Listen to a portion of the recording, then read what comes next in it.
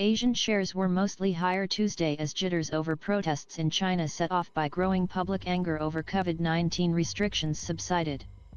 U.S. futures edged higher. Oil prices rose more than $1 per barrel. Chinese shares rebounded after they were hit by sharp losses on Monday following protests over the weekend in various Chinese cities. Hong Kong Eco's Hang Seng jumped 4% to 17,981.31, while the Shanghai Composite added 2.3% to 3,148.17. Japan's Nikkei 225 lost 0.5% to 28,016.58.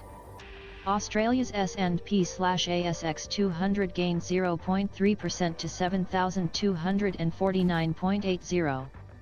South Korea's Kospi added 0.8% to 2,427.13. Although market sentiment has been weighed down by the recent demonstrations in China, some analysts noted calm could return in coming sessions.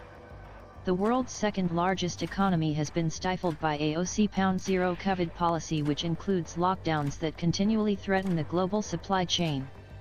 The absence of any clear escalation in protests could aid to bring some calm to markets, said Yap Jun-rong, market strategist at IG.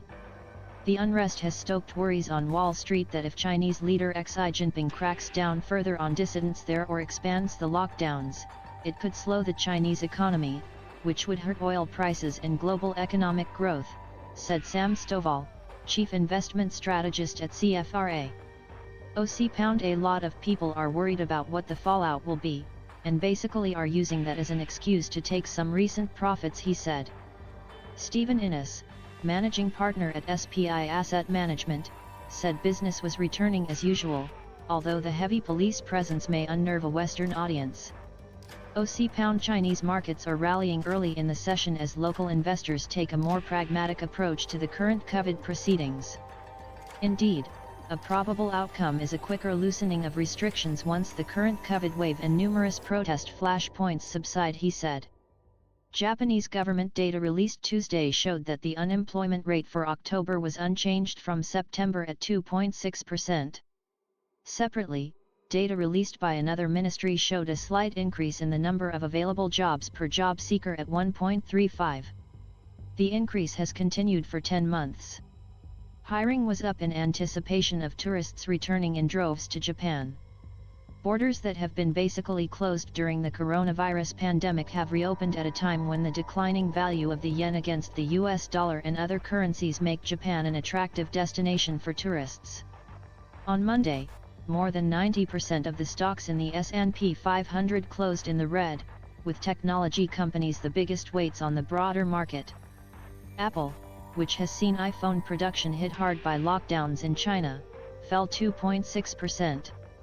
Several casino operators gained ground as the Chinese gambling haven of Macau tentatively renewed their licenses.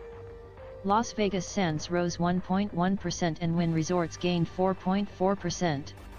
The fallout from the collapse of crypto exchange FTX continued. Cryptocurrency lender BlockFi is filing for Chapter 11 bankruptcy protection. Cryptocurrency exchange Coinbase Global fell 4% and the price of Bitcoin slipped 2.1%. The S&P 500 fell 1.5% to 3,963.94. The Dow dropped 1.4% to 33,849.46. The tech-heavy Nasdaq lost 1.6% to close at 11,049.50. Anxiety remains high over the ability of the Federal Reserve to tame inflation by raising interest rates without going too far and causing a recession.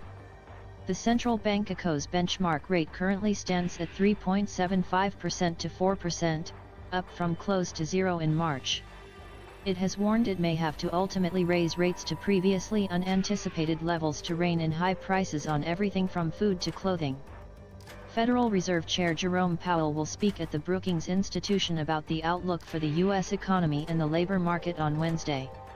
The conference board will release its Consumer Confidence Index for November on Tuesday. That could shed more light on how consumers have been holding up amid high prices and how they plan on spending through the holiday shopping season and into 2023. The U.S. government will release several reports about the labor market this week that could give Wall Street more insight into one of the strongest sectors of the economy. A report about job openings and labor turnover for October will be released on Wednesday, followed by a weekly unemployment claims report on Thursday. The closely watched monthly report on the job market will be released on Friday. In energy trading, benchmark U.S. crude added $1.37 to $78.61 a barrel in electronic trading on the New York Mercantile Exchange. Brent crude, the international standard, rose $1.81 to $85 a barrel. In currency trading, the US dollar fell to 138.53 Japanese yen from 138.90 yen. The euro cost $1.0387, up from $1.0344. Okukuko Yuri Kageyama is on Twitter at https://twitter.com/Yuri Kageyama.